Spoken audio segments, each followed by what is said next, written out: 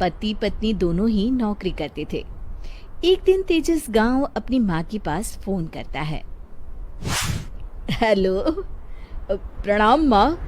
जीते रहो माँ, तुम दादी बनने वाली हो हैं? अरे वाह, ठीक है बेटा, मैं कल ही आती हूँ। जब माँ जी शहर पहुंची तो बेटे बहू ने बहुत अच्छे से स्वागत किया। लीजिए माँ जी, चाय। अरे गर्मा गर्म पकोड़े ले आओ माँ के लिए।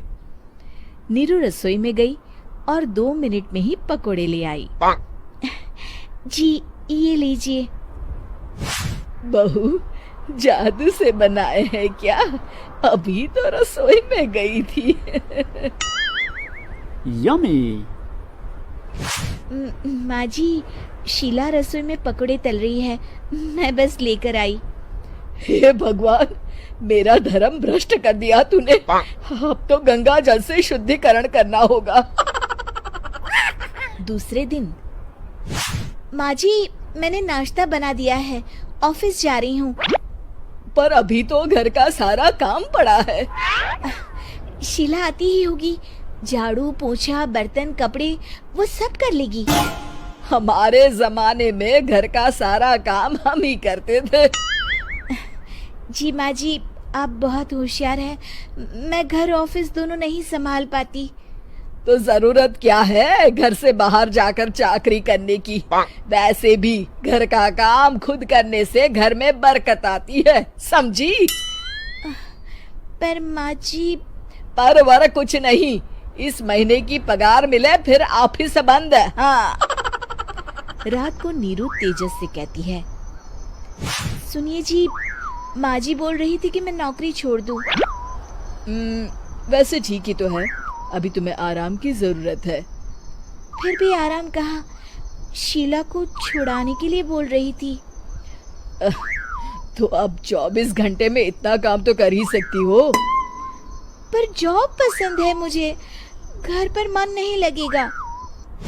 अगले दिन जब दोनों ऑफिस के लिए निकल रहे थे, मेरी तो कोई कीमत ही नहीं है इस घर में। माँ जी, आजकल महंगाई बहुत है, रहन सहन भी बदल गया है, दोनों नौकरी करते हैं तभी ठीक रहता है। अच्छा, तू कहना क्या चाहती है? मेरा बेटा तुझे बिठा के खिला नहीं सकता? तू ही इस घर का खर्च चला रही है, हैं? नहीं माँ जी, मेरा वो मतलब नहीं था। मतलब खूब समझती हूँ, ये बाल धूप में सफेद नहीं किए मैंने। हाँ। अब तो ये रोज का काम हो गया था। तेजस भी रोज की झिकझिक से परेशान हो गया था।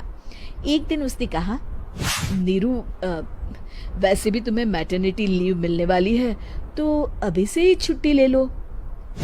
पर क्या, मेरी सैलरी अच्छी खासी है।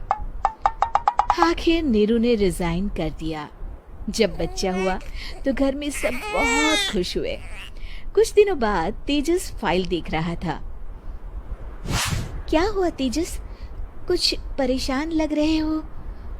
हाँ, वो हमारी जितनी सेविंग्स थी वो तो हॉस्पिटल में और छठी के फंक्शन में खत्म हो गई है नीरू। और अभी वैसे मंदी चल रही है तो मैं बोल रही थी कल मुन्ना को हेपेटाइटिस का टीका लगवाना है।